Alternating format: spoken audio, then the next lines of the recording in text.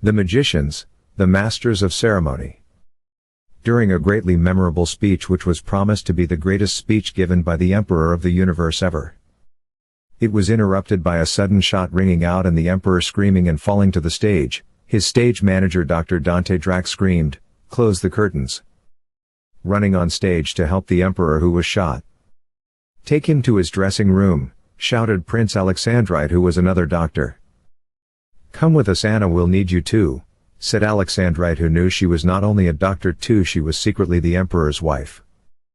The Emperor looked badly injured. "He'll live, but he can't go back out there tonight," said Alexandrite after he examined the Emperor's wound. "He has too," said Dante, "they have to see he's all right." "Are you trying to kill him? If he goes out there like this he'll die," said Alexandrite. "Then we need to send out a substitute," said Dante. "Substitute? Who could take his place? He's the Emperor," snapped Alexandrite. "You could if you shaved, you are his dead ringer," said Dr. Drac, who'd seen him before he grew a beard. "Alexandrite, please go out there, they need to see I am all right," the Emperor said. "The shooter's still out there," said Alexandrite. "I'll get them," said Alexandrite's son Lakelandite, who was the bodyguard. "You fill me with great confidence," said Alexandrite nervously, looking at the wounds of the Emperor. "Like me? Are you trying to kill him? You guys are coroners, not doctors," said Lakelandite. "Hey," said Alexandrite, who was removing the bullet. "I trust them," said the Emperor, who was in pain but awake from the operation. "I'll go out there when I'm finished here," Alexandrite said. Lakelandite was impressed by how steady his father's hand was with the knife, given he was operating on his future self.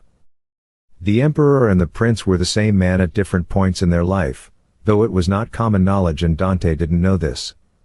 The Emperor was the elder by 1,000 years. They weren't human, obviously. None of them were. Some were time travelers existing in their own timelines. Alexandrite fixed the wound, leaving his patient to his assistants, Anna, his wife, and his friend Dante's care. He shaved, changed his outfit with magic to look similar to his older self the Emperor, and walked out of the room as the Emperor. He walked back on stage. "Open the curtains," Alexandrite then ordered. "You can't do this, they haven't got the assassin yet," said the assistant stage manager. "I know he doesn't scare me," Alexandrite said, making the curtains open with magic. "Viva la Emperor," the audience cried, seeing him. Alexandrite bowed to them. "Thank you, my people," said Alexandrite into a microphone. The audience was happy to see him all right. Alexandrite began to talk to the audience. They were riveted by his speech. It was better than the Emperor's. The audience saw him as a brave hero speaking, knowing any moment he could die, but he didn't care. Alexandrite was nervous, though it didn't show on him. He knew Lakelandite was hunting the shooter. He was buying time. Till they were caught. Another shot rang out, and the Emperor fell to the stage dead. Beside him appeared a Grim Reaper.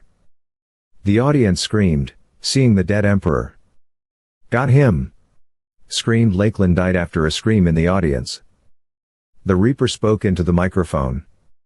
"The Emperor is all right, he is backstage," said the Reaper. "This is Prince Alexandrite, he was playing bait for the assassin. He will return to life as soon as I can figure out how to remove the bullet hole in the bullet," said the Reaper, who was Alexandrite's soul. Anna and Dante removed the bullet and repaired the wound, and Alexandrite returned to life. No one was surprised. Alexandrite was known to die and come back to life. The Emperor got better and scolded Alexandrite for scaring his people, as they thought the Emperor was dead.